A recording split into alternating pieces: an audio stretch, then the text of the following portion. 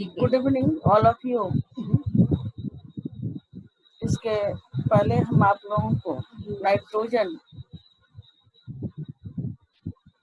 का preparation, ammonia का preparation और नाइट्रिक अम्ल के प्रिपरेशन के बारे में जानकारी दी थी। अभी नाइट्रेट परीक्षण नहीं बताई हूँ और कुछ रिएक्शंस जो हैं इसे भी बताऊंगी। अभी आप लोगों को थोड़ा सा जानकारी हम फास्फोरस के बारे में देने जा रहे हैं।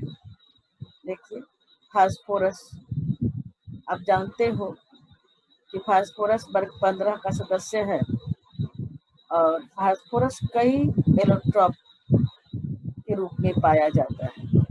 फास्फोरस के महत्वपूर्ण अपरूप खासकर कौन कौन है? व्हाइट फास्फोरस, रेड फास्फोरस और black phosphorus. White phosphorus means श्वेत फास्फोरस, रेड फास्फोरस मीन्स लाल फास्फोरस और ब्लैक फास्फोरस मीन्स काला फास्फोरस। जैसा कि आप लोगों को हम बताए थे कि एलोट्रॉप्स उस फॉर्म को कहते हैं जिनके फिजिकल प्रॉपर्टीज डिफरेंट होता है लेकिन केमिकल प्रॉपर्टीज क्या होता है? समान होता है। तो ऐसी अवस्था में हम बताने जा रहे हैं कि फास्फोरस के ये 3 अपरूप कैसे हैं और इस फास्फोरस को हम preparation white phosphorus, red phosphorus और ब्लैक फास्फोरस की स्ट्रक्चर किस प्रकार से है और इनमें रिएक्टिविटी किसकी अधिक है, इन सभी बातों की हम चर्चा करेंगे। आप जानते हो कि फास्फोरस जो है P4 अणु के रूप में प्रकृति में मौजूद रहता है और रेड फास्फोरस, व्हाइट फास्फोरस एवं ब्लैक फास्फोरस इन तीनों ही एलोट्रॉप्स में सबसे मोर रिएक्टिव जो है श्वेत फास्फोरस से होता है। श्वेत फास्फोरस क्या है? सबसे पहले बिहार बोर्ड में इसकी संरचना के बारे में पूछता है। जरा सा इसकी संरचना को आप ध्यान से देखिएगा। लाल फास्फोरस और रेड फास्फोरस की संरचना में क्या अंतर है? श्वेत फास्फोरस को ही येलो फास्फोरस भी कहा जाता है। व्हाइट फास्फोरस या येलो फास्फोरस दोनों की प्रॉपर्टीज समान है। अब ये श्वेत फास्फोरस जो है ये P4 अणु के रूप में पाए जाते हैं और इनकी संरचना कैसी होती है? डिस्क्रीट टेट्राहेड्रल चतुष्फलकीय अणु का निर्माण करता है। डिस्क्रीट चतुष्फलकीय है। देखिए, आपसे पूछता है कि इस फास्फोरस में एंगुलर स्ट्रिंग अर्थात बॉन्ड एंगल का मान कितना है? ये फास्फोरस में एक फास्फोरस दूसरे फास्फोरस से 60 डिग्री पर क्या है? जुड़े हुए हैं। P4 अणु में बॉन्ड एंगल कितना है? 60 डिग्री है। ये जैसा कि हम कहें कि सभी एलोट्रॉपिक फॉर्म में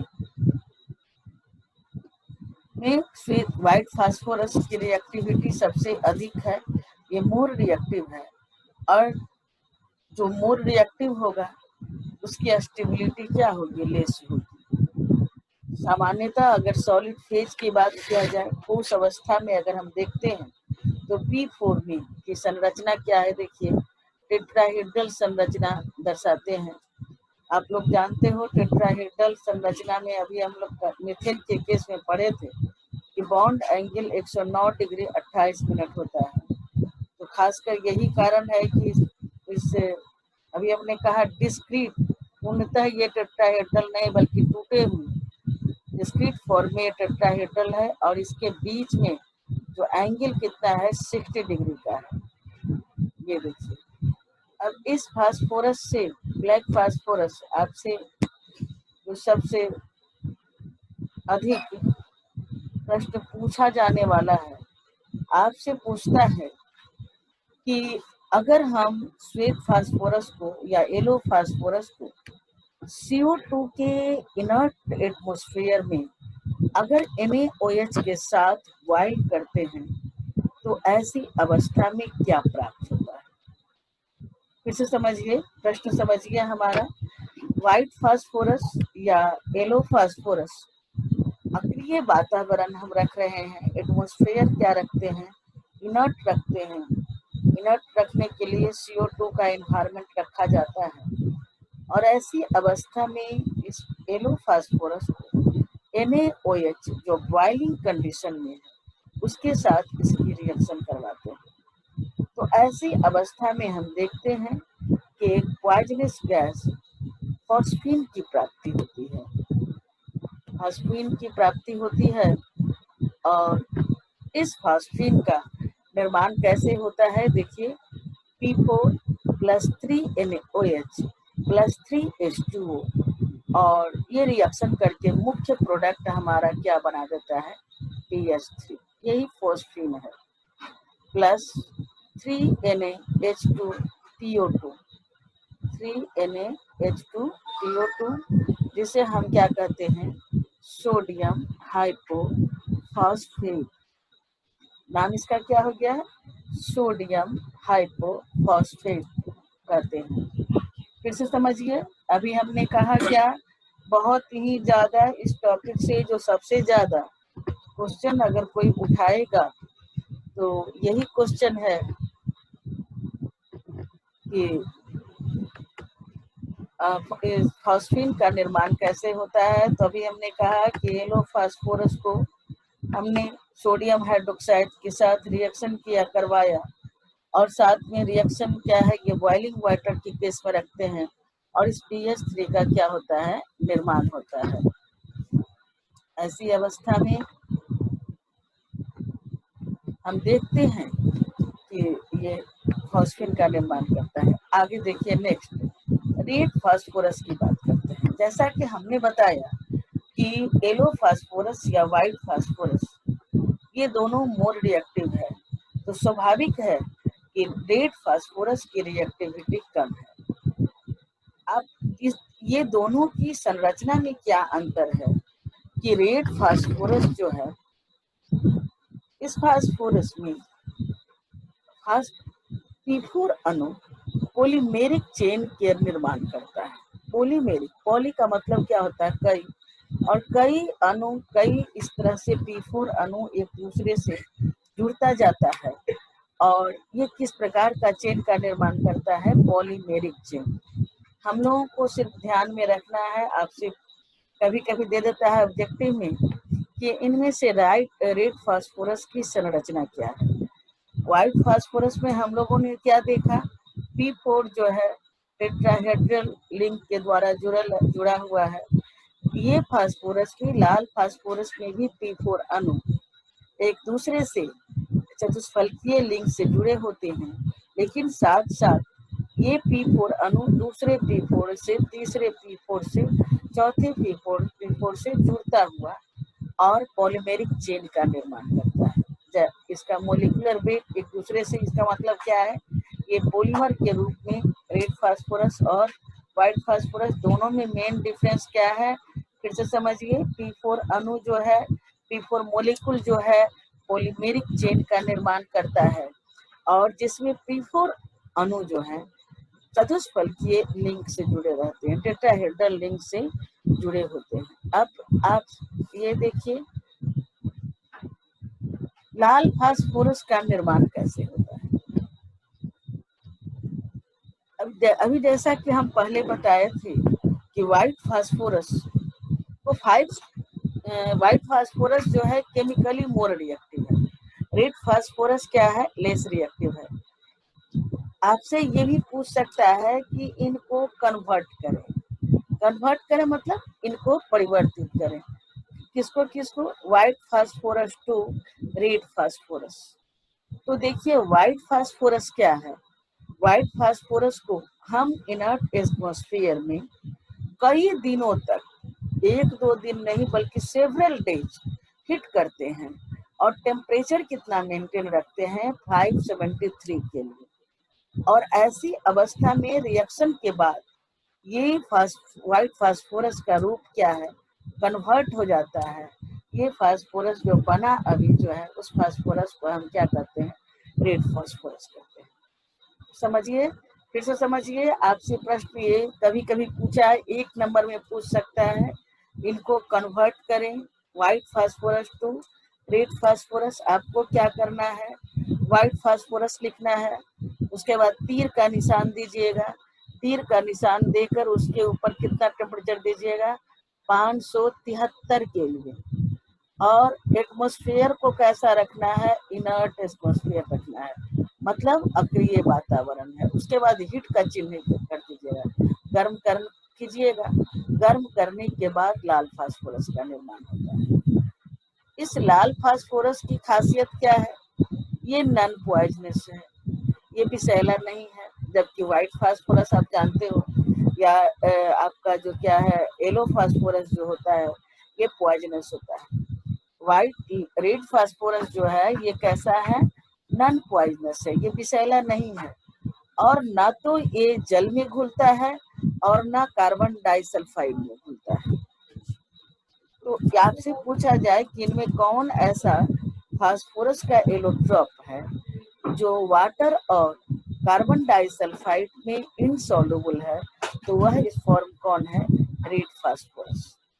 रेड फास्फोरस की केमिकल रिएक्टिविटी बहुत ही लेस है, बहुत एक तरह से कहिए कि अक्रिय ही ये होता है, ये सामान्य अस्थिर अवस्था में रासायनिक प्रतिक्रिया में पार्टिसिपेट नहीं करता है।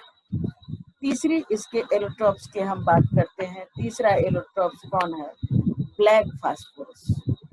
देखिए तीसरा एलोट्रॉप्स क्या है, ब्लैक फास्फोरस। शॉर्टकट में ही बता रहे हैं, ब्लैक फास्फोरस के 2 फॉर्म्स हैं, 2 रूप हैं, एक को हम अल्फा फॉर्म कहते हैं, दूसरे को बीटा फॉर्म कहते हैं।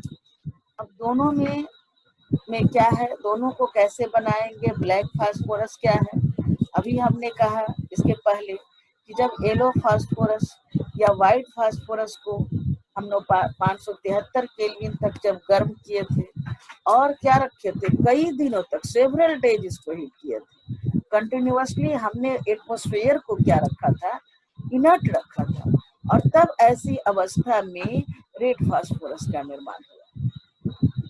अब ये देखिए ब्लैक फास्फोरस, इसकी भी रिएक्टिविटी बहुत कम है, क्यों भाई, यहाँ हम क्या कर रहे हैं कि जो रेड फास्फोरस हम तैयार किए, उस रेड फास्फोरस को बिल्कुल सील्ड ट्यूब में, एक ऐसा नलिका जो क्या है पूरा बंधा हुआ है, जहाँ बाहर से एयर नहीं जा सकता है, उसको सील्ड कर देते हैं, और 803 केल्विन 803 केल्विन तक क्या करते हैं, गर्म करते हैं।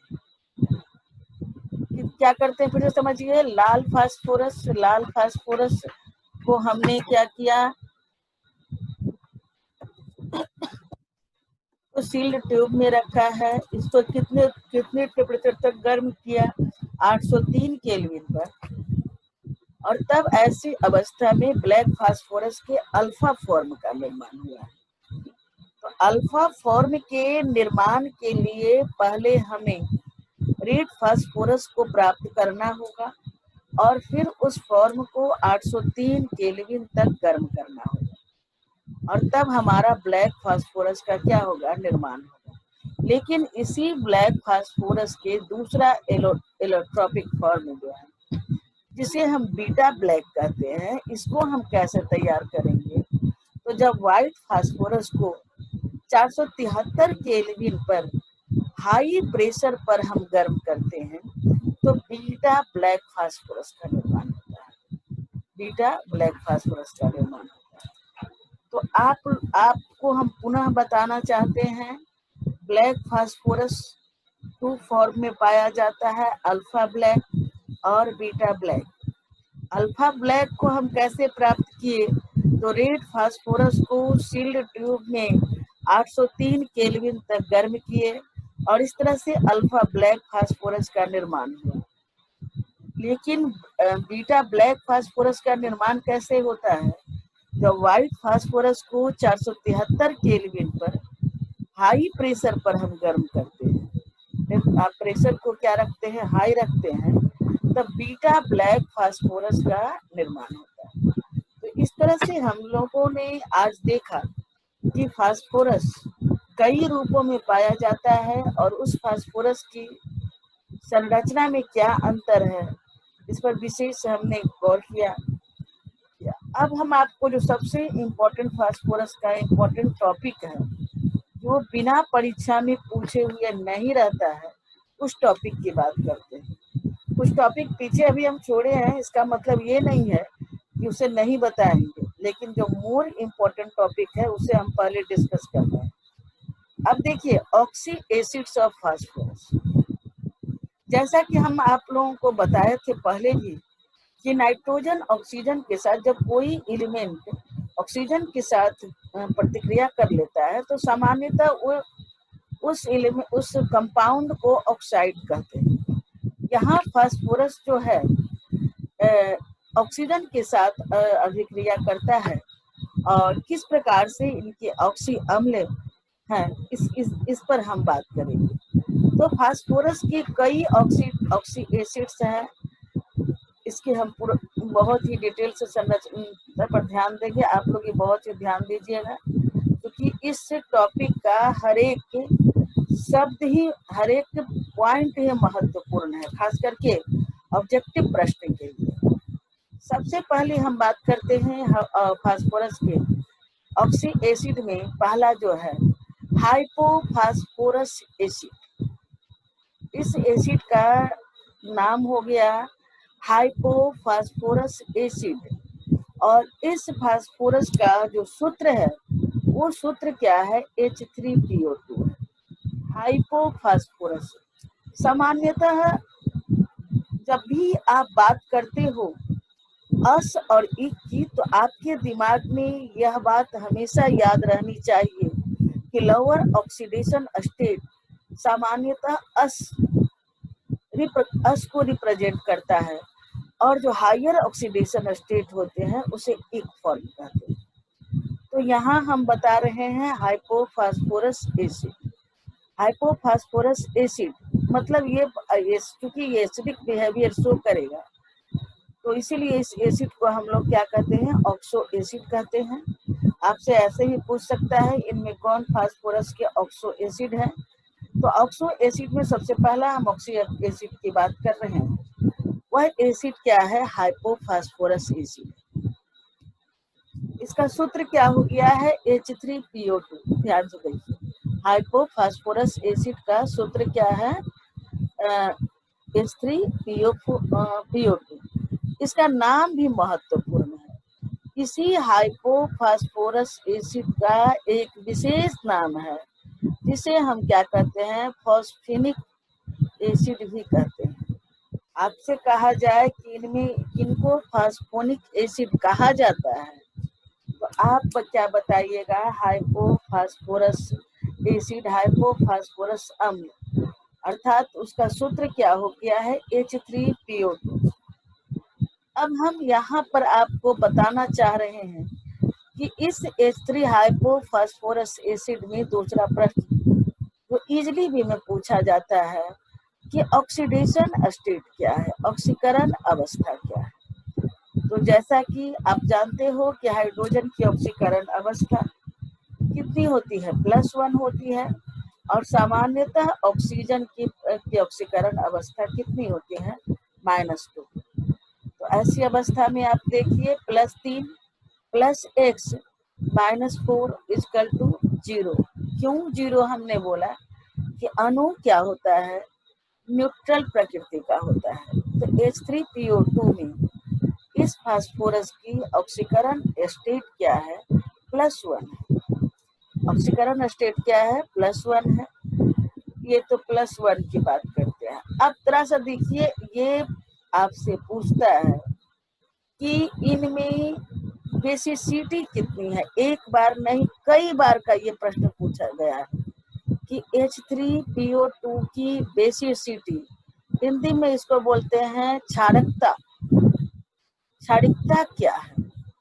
अब आपसे पूछा जाए कि बेसिसिटी क्या है, तो आप पहले समझिए कि बेसिसिटी का हम निर्धारण किसके आधार पर करेंगे। तो देखिए, किसी यौगिक में जिस फास्फोरस से डायरेक्ट प्रत्यक्ष रूप से जितने OH की संख्या जुड़ा रहता है उनकी संख्या के आधार पर बेसिसिटी का डिटरमिनेशन किया जाता है।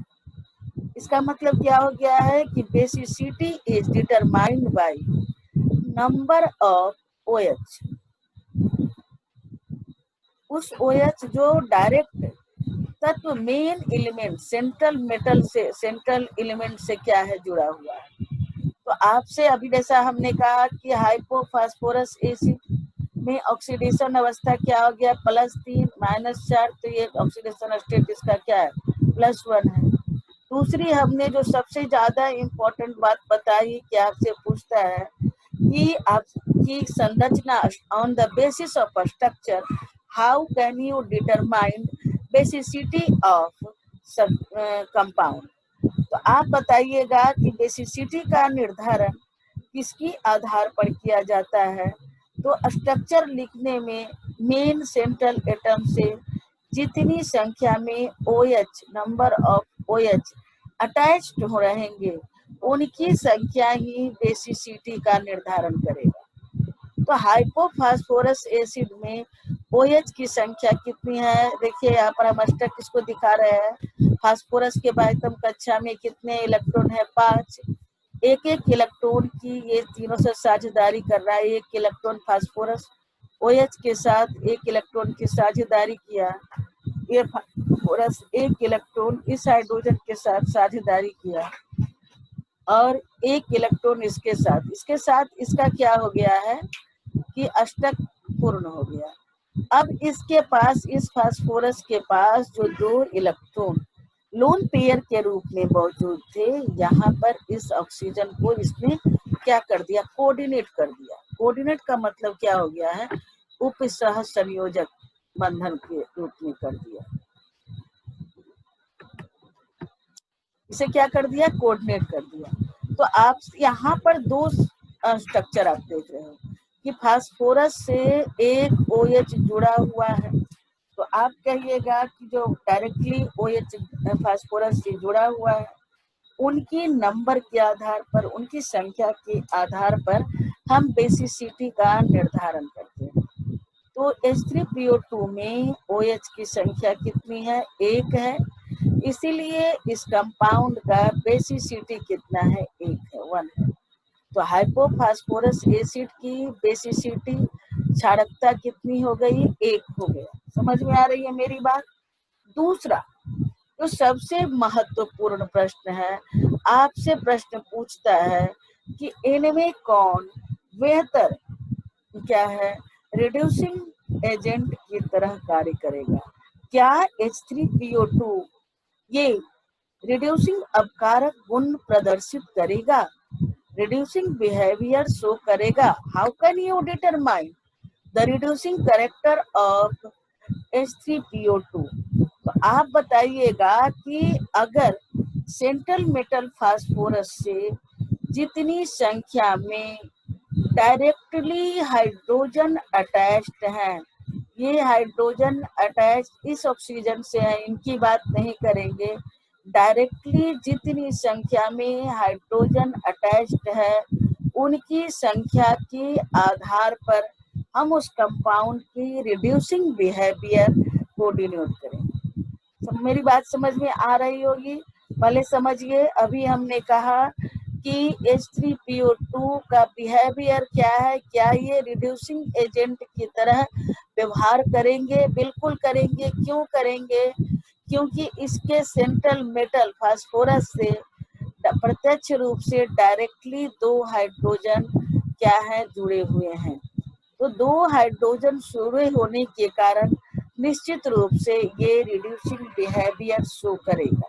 तो यहाँ आपका 3 से 4 ऑब्जेक्टिव प्रश्न जो खासकर बिहार बोर्ड में इजिली प्रश्न रहने पर पूछता है।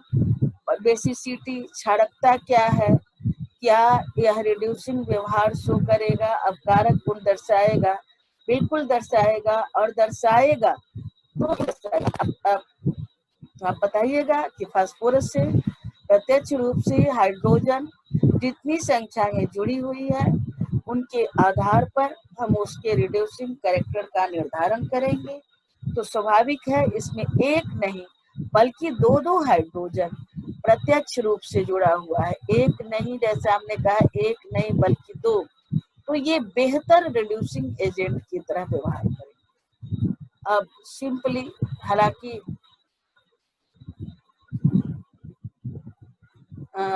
ये इसके प्रिपरेशन की बात तो नहीं किया जाता है। आप देखिए इसको कैसे हम निर्माण करेंगे। देखिए, जब व्हाइट फास्फोरस को अल्कली, अल्कली किसको कहते हैं? वर्ग 1 के तत्व जब वर्ग 1 के जो एलिमेंट हैं वाटर में घुल जाते हैं, और ऐसे बेस जो वाटर में घुलनशील होते हैं इसे हम अल्कली कहते हैं। तो वर्ग 1 के तत्व सोडियम जब जल के साथ प्रतिक्रिया करता है तो क्या बना देगा? Sodium hydroxide. उसी तरह से पोटेशियम हाइड्रोक्साइड। तो हमने कहा क्या कि चाहे सोडियम हाइड्रोक्साइड हो या पोटेशियम हाइड्रोक्साइड हो, इनकी प्रतिक्रिया जब व्हाइट फास्फोरस के साथ हम करवाते हैं तब ऐसी अवस्था में हाइपोफास्फोरस एसिड का निर्माण होगा। ज्यादा नहीं याद रखना है, बस इतना याद रखिए कि ऐसी अवस्था में फॉस्फीन के साथ जो दूसरा एलिमेंट जो बन रहा है वह एलिमेंट कौन है? H3PO2 है। H3PO2 का क्या होता है? निर्माण होता है। तो यहाँ हम दो तीन चीज की बात किए, एक इसकी संरचना की बात किए,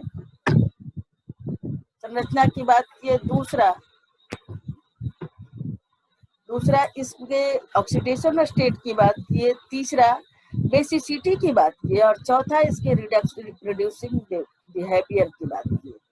अगला जो है हमारा टॉपिक जो है ये देखिए, ऑर्थोफास्फोरस एसिड। उसको हम हाइपोफास्फोरस एसिड कह रहे थे, इसको हम बोल रहे हैं ऑर्थोफास्फोरस एसिड। ऑर्थोफास्फोरस एसिड का हमारा सूत्र क्या हो गया है? H3PO3। ऑक्सीडेशन स्टेट निकाल लीजिए, यह क्या हो गया है? 3 हाइड्रोजन, प्रत्येक के लिए +1, तो +1 +3, पी के ऑक्सीडेशन स्टेट को हम x ले लेते हैं, +x +3 ऑक्सीजन है तो 3, और प्रत्येक ऑक्सीजन का ऑक्सीडेशन स्टेट कितना है? -2, तो बराबर क्या हो गया? =0। इस तरह से हम आपसे पूछा जाए कि ऑर्थोफास्फोरस एसिड अर्थात H3PO3 का ऑक्सीडेशन स्टेट क्या है, तो +3। ये ठीक है, ये तो आसान है, आप याद करिएगा। अब देखते हैं इसकी बेसिसिटी की बात करते हैं। बेसिसिटी की बात करते हैं, इसकी क्षारकता की बात करते हैं। यहाँ देखिए स्ट्रक्चर, देखिए उसी तरह से देखिए फास्फोरस के बाह्यतम कक्षा में कितने इलेक्ट्रॉन है? 5। यहाँ देखिए एक जो है 3 हाइड्रोजन है। आप क्या कीजिए, एक हाइड्रोजन को डायरेक्ट पी से जोड़ दीजिए, ठीक है। बाकी आपको बच गया 2 हाइड्रोजन, दोनों जो है OH के साथ एकक इलेक्ट्रॉन के साथ दिखाया जा रहा है, OH बनाया, इधर भी OH है, तो यहाँ पर 2 OH हो गया। और जो 2 लोन पेयर इलेक्ट्रॉन है जो इस ऑक्सीजन को क्या कर दिया है? कोऑर्डिनेट कर दिया है। उपसहसंयोजक बंध, उपसहसंयोजक आबंध को आजकल डबल बॉन्ड से क्या किया जाता है? सूचित किया जाता है, डबल बॉन्ड से सूचित किया जाता है। तो हमेशा आप ध्यान में रखिएगा, जब भी स्ट्रक्चर लिखिएगा तो सबसे पहले आप क्या कीजिएगा, एक ऑक्सीजन को जो कोऑर्डिनेट बॉन्ड लोन पेयर है उसके साथ शेयर करवा दीजिएगा। बाकी उसके बाद उसके पास कितने ऑक्सीजन यहाँ बच गया? 2 ऑक्सीजन, तो दोनों ऑक्सीजन के साथ साथ एकक हाइड्रोजन का हम क्या करवा दिए? कॉम्बिनेशन करवा दिए, और इस तरह से दोनों OH जो है यहाँ पर जुड़ गया है इस फास्फोरस से, और एक हाइड्रोजन जो बाकी बच गया तो सिंगल बॉन्ड एकक इलेक्ट्रॉन की क्या कर लिया? साझेदारी किया। यहाँ एकक इलेक्ट्रॉन की साझेदारी हो रही है, 1 2 इलेक्ट्रॉन हो गया, 2 2 4 2 6, एक लोन पेयर था तो फास्फोरस का अष्टक पूर्ति हो गया। ये लोन पेयर जो है बचा हुआ है उसको इस ऑक्सीजन ने कोऑर्डिनेट कर दिया, तो कोऑर्डिनेट करने के कारण इसका भी संरचना क्या हो गया है, 6 2 8 इलेक्ट्रॉन हो गया पूरा। अब आपसे पूछेगा कि H3PO3 की बेसिसिटी क्या है। जैसा कि हम पहले भी बताए कि नंबर ऑफ OH की संख्या जो डायरेक्टली सेंट्रल एलिमेंट से क्या है जुड़ा है, यहाँ फास्फोरस से जुड़ा है, तो 2 OH की संख्या है। तो स्वाभाविक है कि इस कंपाउंड का बेसिसिटी कितना हो गया है, 2। यहाँ नंबर ऑफ OH कितने हैं, 2। यहाँ समझ गए, नंबर ऑफ OH कितना है, 2, इसलिए बेसिसिटी कितना हो गया है, 2। अब इसको हम प्रिपरेशन कैसे करेंगे, प्रिपरेशन क्या करते हैं,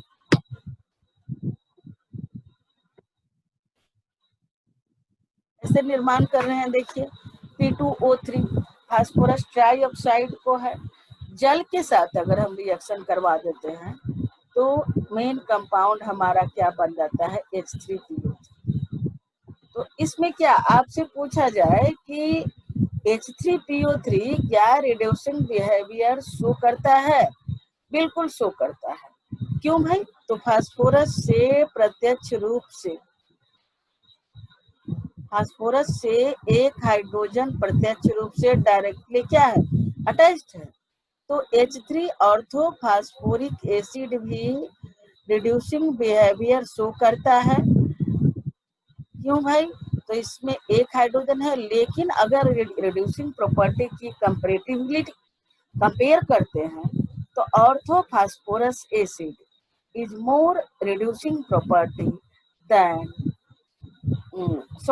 हाइपोफास्फोरस एसिड है मोर रिड्यूसिंग प्रॉपर्टी देन क्या हो गया है, ऑर्थोफास्फोरिक एसिड। तो क्या हो गया है कि हाइपोफास्फोरस अम्ल की तुलना में क्या है, हाइपोफास्फोरस एसिड का रिड्यूसिंग नेचर क्या है, बेहतर है। अब आप बेसिसिटी ज्यादा किसका है, ऑर्थोफास्फोरिक एसिड का है। बेसिसिटी यहाँ पर कितना है, 2 है, फास्फोरस एसिड। अब हम लोग करते हैं ऑर्थोफास्फोरिक एसिड, वहां देखिए ऑर्थोफास्फोरस एसिड था, ये क्या है, ऑर्थोफास्फोरिक एसिड। आपका सूत्र क्या है, H3PO4।